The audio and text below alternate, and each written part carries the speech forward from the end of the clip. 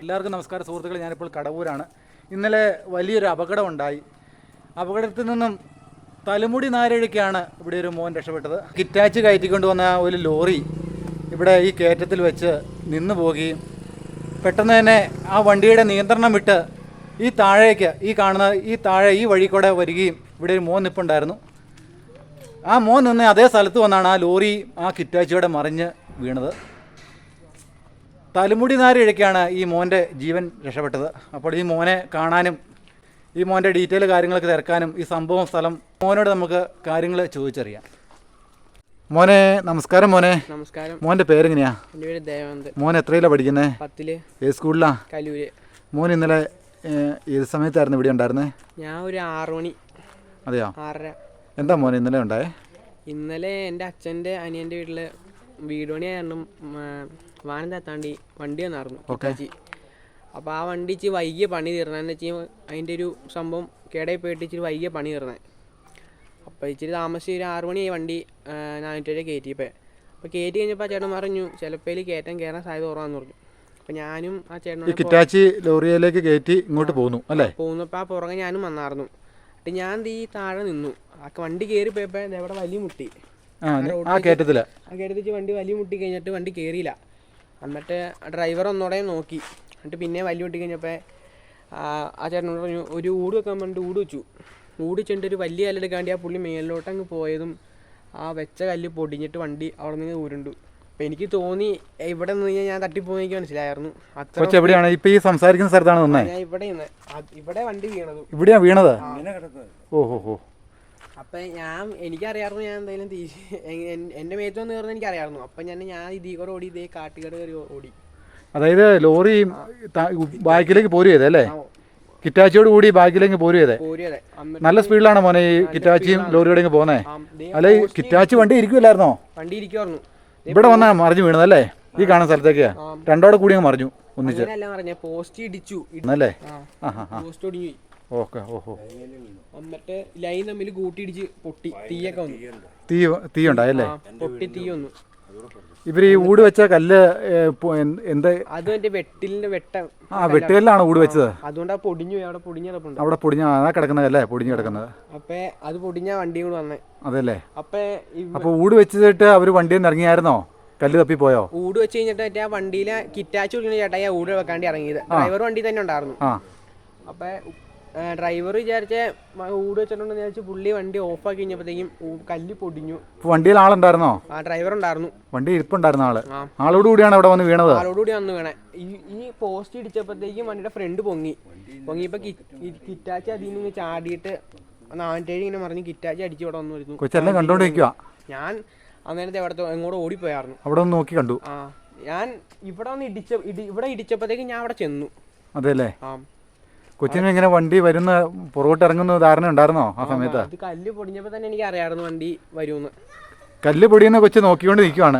അതായത് ടയർ ബാക്കിലേക്ക് ഇറങ്ങിയിട്ട് കല്ല് പൊടിഞ്ഞ് വണ്ടി പുറകോട്ട് ഇരിക്കാൻ തുടങ്ങുന്ന കൊച്ചിന് അപ്പൊ തന്നെ മനസ്സിലായി. അപ്പൊ തന്നെ ഞാൻ ഇത്രയും കുത്തുകയറ്റമാണല്ലോ. അവസരോചിതമായിട്ട് ആ സമയത്ത് മോനെ ഇടപെട്ട കാരണം അതല്ല, എനിക്ക് വണ്ടി സ്റ്റാർട്ടാക്കാൻ പറ്റിയില്ല. പുള്ളിക്ക് ബ്രേക്ക് കിട്ടിയില്ല. അതല്ലേ? അങ്ങനെ പോകുന്നത് ഡ്രൈവർ അങ്ങനെ പറഞ്ഞു വിടുന്നത്. എന്തെങ്കിലും കാര്യത്തിൽ കൊച്ചു കഴിവ് തെളിയിച്ചിട്ടുണ്ടോ? ഞാൻ ഫുട്ബോൾ കളിക്കാൻ പോകും. അതെല്ലേ? പിന്നെ സ്വിമ്മിങ് ചെയ്യുന്ന ആളാന്ന് കേട്ടു. അതെ. നീന്തൽക്കാരനല്ലേ?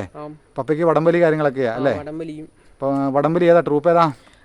ബ്ലൂ സ്റ്റാർ അല്ലേ? അപ്പം കേരളത്തിൽ എല്ലാ സ്ഥലങ്ങളിലും അറിയുന്നതാണല്ലോ ബ്ലൂ സ്റ്റാർ. ഓക്കെ മോനെ, സംസാരിക്കാൻ പറ്റിയതിൽ ഒത്തിരി സന്തോഷം. എന്നെ കൊച്ചിന് ദീർഘായുസ് ഉണ്ടാകട്ടെ. എന്താണ് ദൈവം വലിയൊരു അപകടത്തിൽ നിന്ന് മോനെ രക്ഷിച്ചു അവസരോചിതമായിട്ടല്ലേ? ഓക്കെ മോനെ, താങ്ക് യു മോനെ. ചേട്ടാ നമസ്കാരം. ഇന്നലെ ഇതാണല്ലേ അപകടത്തിൽപ്പെട്ട വണ്ടി? അതെ. ചേട്ടാ ഇന്നലെ ആ സമയത്ത് ചേട്ടനോടെ ഉണ്ടായിരുന്നോ? ഞാൻ എൻ്റെ വീട്ടിൽ പ്രാർത്ഥിച്ചുകൊണ്ടിരിക്കുകയായിരുന്നു. എൻ്റെ മോനെ ഞാനുമായിട്ട് പറ്റിയിട്ട് പ്രാർത്ഥിക്കുന്നുണ്ട്. ആ പോസ്റ്റ് നമ്മുടെ വീടിനോട് മതിലിനോട് ചേർന്നുള്ള ആ പോസ്റ്റിൽ വലിയ തീയും ഭയങ്കര ശബ്ദം ഉണ്ടായി. ഭയന്നിട്ട് ഞാൻ കുഞ്ഞിനെ കൊണ്ട് മുറ്റത്തേക്ക് റോഡിലേക്ക് ഓടി കഴിഞ്ഞ് അച്ഛനെ വയ്യാത്തത് കൊണ്ട് അച്ഛനെ പിടിക്കാനായിട്ട് ചെന്നപ്പോൾ അച്ഛനെ പുറത്തേക്ക് ഭാര്യ പിടിച്ചുകൊണ്ട് വന്നു. പിന്നെ റോഡിലിറങ്ങി കഴിഞ്ഞപ്പോൾ മൊത്തം കറണ്ട് പോയി. ഇരുട്ടായി. ഇരുട്ടത്താണ് ഇത് സംഭവിച്ചതല്ല? അതെ, 6:45 അതെല്ലേ? വണ്ടിയുടെ എരമ്പൽ കേൾക്കുന്ന പ്രാർത്ഥിച്ചുകൊണ്ട് നമ്മൾ അത്ര ശ്രദ്ധിച്ചില്ല. പക്ഷെ എന്താ സംഭവിച്ചെന്ന് റോഡിൽ നോക്കുമ്പോൾ ഇരുട്ടും കംപ്ലീറ്റ് ഇല്ല, കറണ്ട് പോയിട്ട് ഇരുട്ടായിട്ട് പെട്ടെന്നൊരു വണ്ടി താഴേക്ക് നോക്കുമ്പോൾ മറിഞ്ഞു കിടക്കുന്ന കാണുന്നുണ്ട്. നമ്മൾ അങ്ങോട്ട് ഓടാൻ തുടങ്ങിയപ്പോൾ അവിടുന്ന് ആ വീട്ടിലെ പയ്യൻ പറയും, ഇവിടെ ലൈൻ പൊട്ടിക്കിടക്കുക, പോസ്റ്റ് ഒടിഞ്ഞ് ഇങ്ങോട്ട് വരരുതെന്ന് പറഞ്ഞു. വിളിച്ചു പറഞ്ഞു.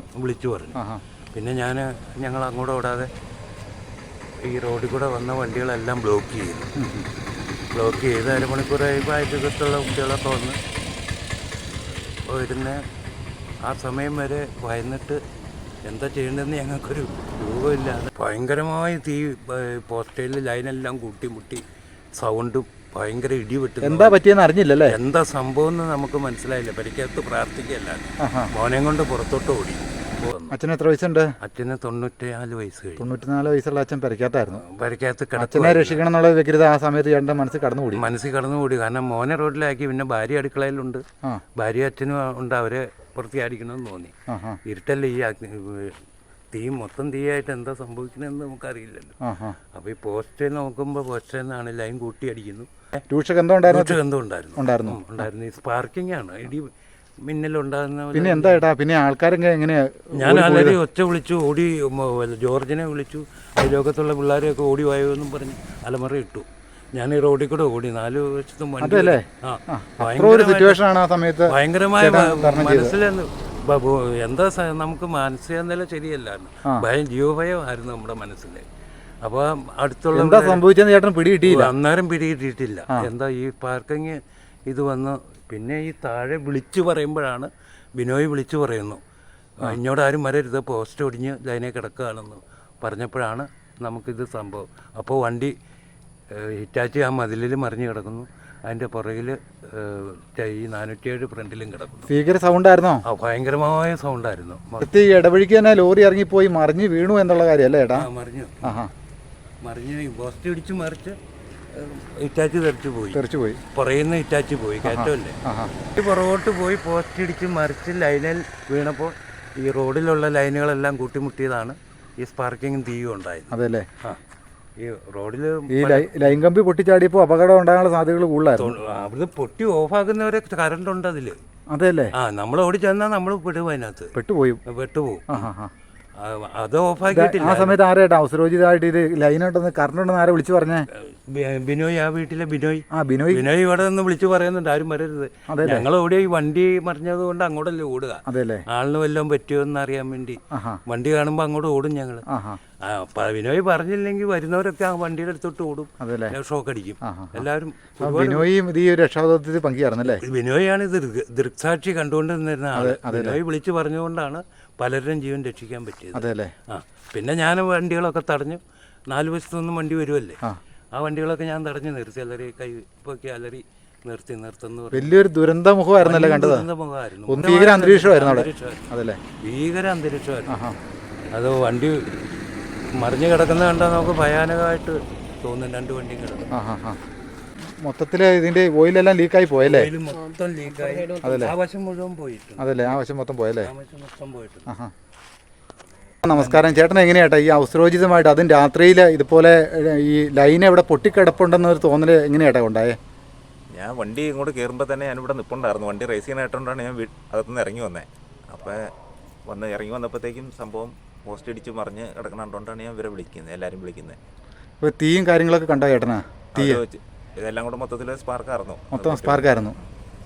എന്നിട്ട് ചേട്ടൻ എങ്ങനെ ഇവിടെ ലൈൻ കമ്പി പൊട്ടിക്കിടപ്പുണ്ടെന്ന് ഇരുട്ടത്ത് എങ്ങനെയാ മനസ്സിലാക്കാൻ പറ്റിയേ? പോസ്റ്റ് ഒടിഞ്ഞ് കിടക്കുവാണല്ലോ, അപ്പോൾ എന്തായാലും സ്വാഭാവികമായിട്ടും ലൈൻ കമ്പി പൊട്ടൂല്ലോ. അതെല്ലേ? പോസ്റ്റ് ഒടിഞ്ഞ് കിടക്കുന്ന എങ്ങനെ ചേട്ടൻ കണ്ടത്? എങ്ങനെയാ പോസ്റ്റ് ഒടിയുന്നത് കണ്ടോ ചേട്ടനാ? ഞാൻ ഇവിടെ നിൽക്കുമ്പോഴാണ്, ഞാൻ മുറ്റത്ത് നിൽക്കുമ്പോഴാണ് വണ്ടി വന്ന് പോസ്റ്റേ തട്ടുന്ന ഒടിയുന്നത്. ചേട്ടന് പറയുന്നുണ്ടായിരുന്നു അങ്ങോട്ട് ഓടി വരില്ല എന്ന് ചേട്ടന് എല്ലാവരോടും പറയുന്നുണ്ടെന്ന് പറഞ്ഞു.